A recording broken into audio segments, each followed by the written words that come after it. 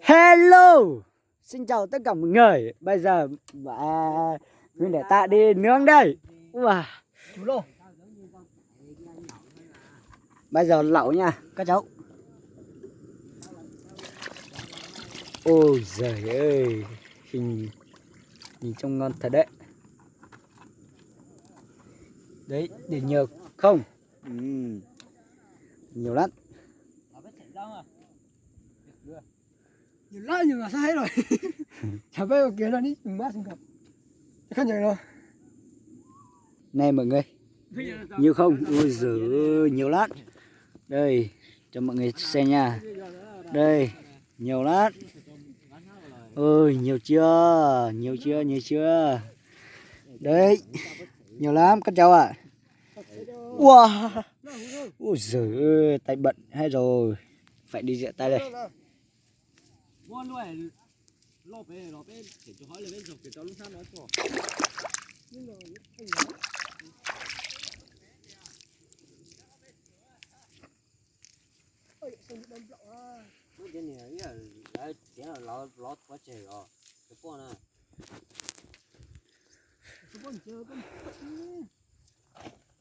Bình chưa chưa khăn chơi gì vậy à chùa ya chỉ thế mà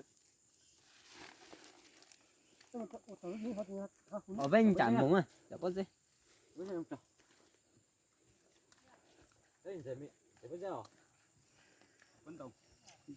ở Việt Nam có khách nước ngoài các bạn nước ngoài lên đó thì và không có sữa Việt Nam thì và mà thì chưa có dê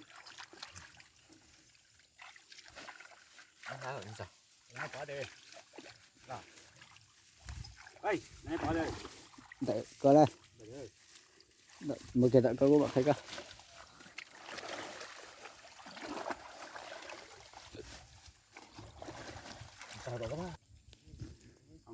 Không có thế. Mẹ.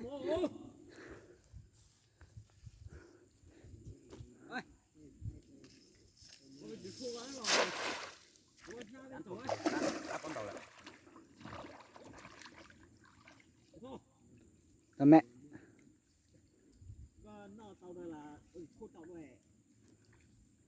Mẹ mà ôi giời hết hả? anh lấy à Có luôn, tôi nói được. bốn nát thằng rau rồi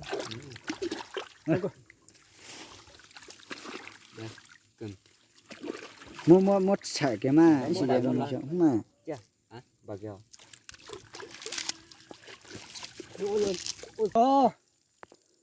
rồi đến tu tinh rồi số hứa mà rồi cái mà chúng cháu biết không Ăn đủ. Mình sao cho bạn phải. đĩa phải Không có cho số. cái trồng trái Đến lọ. Nói chung mà cam mo hay số á mì á, chân chơi cả.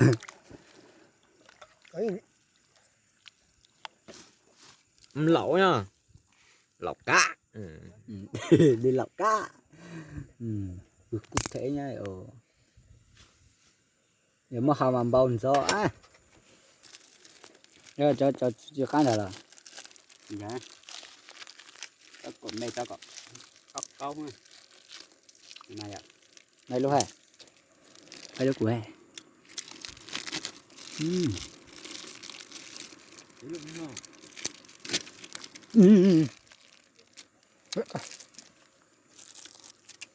Cá xin ngon chứ. mấy tiền có ai rồi Nếu mà không bỏ mà chứ cho tiền cháo vậy Phải có lộ rồi đi. cho mẹ có phải đúng không mấy có thế nhỉ không bao giờ chị thế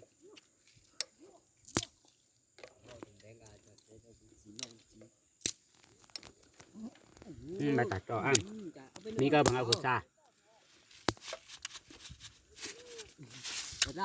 hả? tay nung máy à Mà có dùng tí tệ, có thể xác đi tệ. dạ đúng vào lấy coi lấy cái chỗ này coi đây thì nó phải chỉ xuống rồi đây gì xuống nữa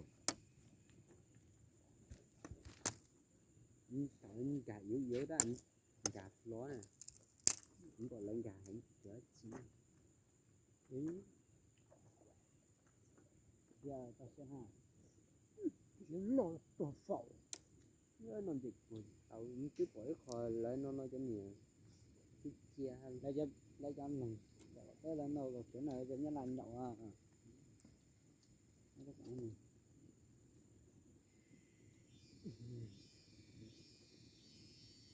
cái này sầu xó này nó tù thế mà rồi dạ ý cả chiếu dạ có đã ăn bà già lái lên bay ông già lái lên bay câu mai mất cái quần tay gì lên sao mà lông chim mắc lại nó nhưng mình đã chỉ xem mí là anh chẳng mua ta mí nó chỉ xem nó thật chí tôi sao mà chung à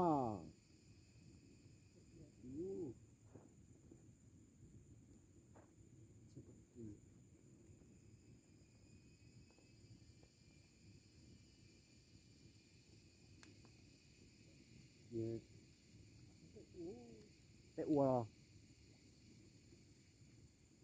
cái bé gà gì nhớ đây sai gì sai vậy nhớ cái gì cái này đừng nhớ từ giờ xíu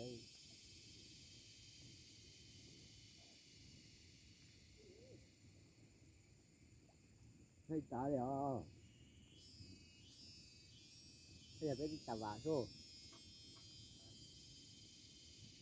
chấm bỏ lấy cho bé gà bé nó chung mình phải giá luôn yếu kiểu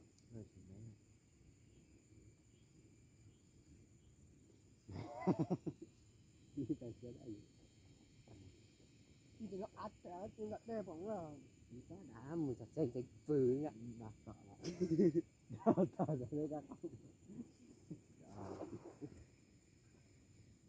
mà anh ta hù cả mình giờ tên dính phứ người ta biết đã à đó cái ở dục phì lóng rồi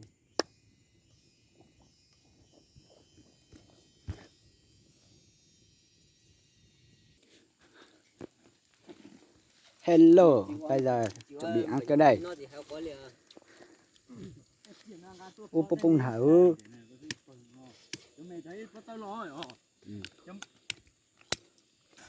mà cái phải lo mà bẩn lùn trán à Thay nêu, cho tới cho nó bắt nôi. này rồi không á Quá đây cho lo kìa. Ủa này thì mồm lọc Này thì mồm tàu hả?